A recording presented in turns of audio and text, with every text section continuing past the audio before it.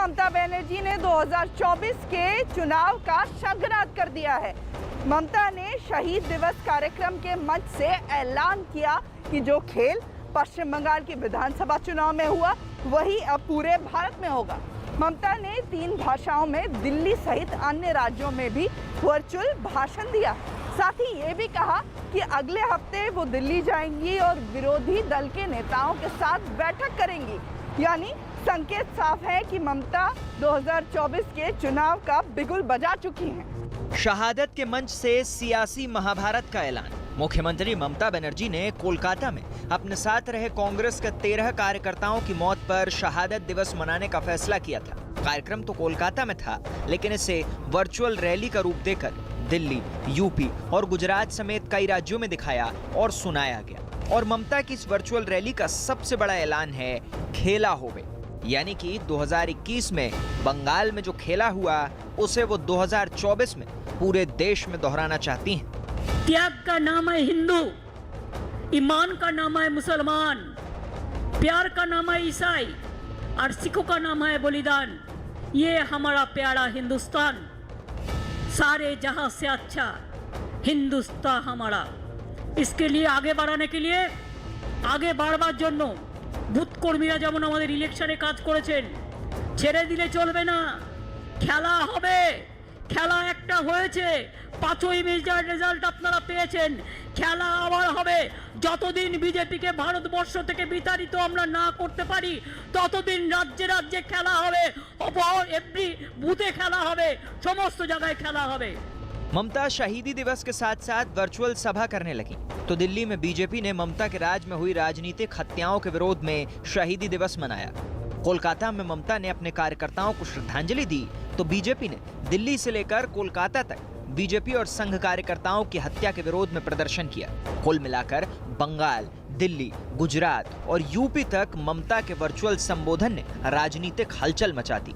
कोलकाता में ममता के वर्चुअल भाषण ने दिल्ली में भी सियासी सरगर्मी बढ़ा दी, जहां पर ममता के इस भाषण को सुनने के लिए शरद पवार, पी चिदम्बरम सहित कई विरोधी दल के नेता कॉन्स्टिट्यूशन क्लब पहुंच गए।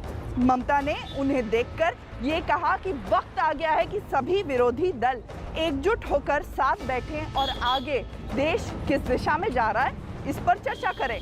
साथ ही ममता ने ये साफ कहा है कि विरोधी दलों को एकजुट होकर एक फ्रंट बनाना पड़ेगा जिसके जरिए बीजेपी का मुकाबला किया जा सके।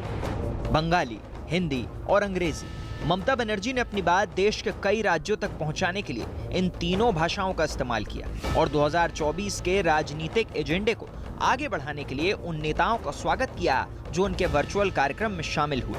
ममता के कार्यक्रम में शामिल होने के लिए दिल्ली के कॉन्स्टिट्यूशन क्लब में एनसीपी अध्यक्ष शरद पवार और पार्टी नेता सुप्रिया सुले आए।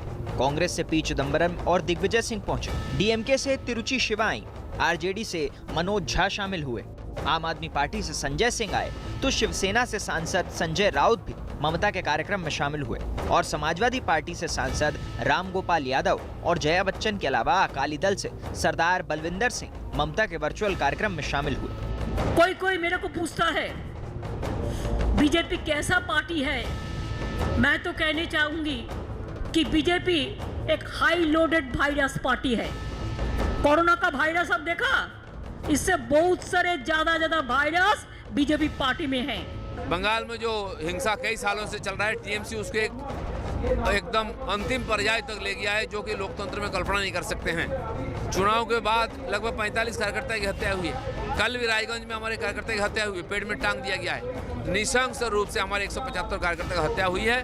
वो समाज के सामने, देश के सामने लाना चाहते हैं। बंगाल की चुनावी जीत ने ममता समेत विपक्ष को सियासी ऑक्सीजन जरूर दी है, लेकिन 2024 का लक्ष्य बहुत बड़ा है और वहां तक पहुंचकर बहुमत हासिल करने की मंजिल आसान नहीं है। इसके लिए ममता को बंगाल जैसा सियासी जादू पूरे देश में दिखाना होगा और टीएमसी या किसी भी दल के लिए अपने दम पर यह सब कर पाना फिलहाल नामुमकिन से कम नहीं है। इसलिए ममता की कोशिश है कि वो एनडीए के खिलाफ विपक्षी गठबंधन का चेहरा बन सके। पश्चिम बंगाल चुनाव में मिली जोरदार जीत के बाद ममता बनर्जी को लगता है कि एनडीए के खिलाफ महागठबंधन का चेहरा उन्हें ही बनना चाहिए। टीएमसी को भी लगता है कि ममता की राजनीतिक स्थिरता को देखते हुए सभी विरोधी दलों को उनकी सरपरस्ती में ही गठबंधन को बनाना चाहिए।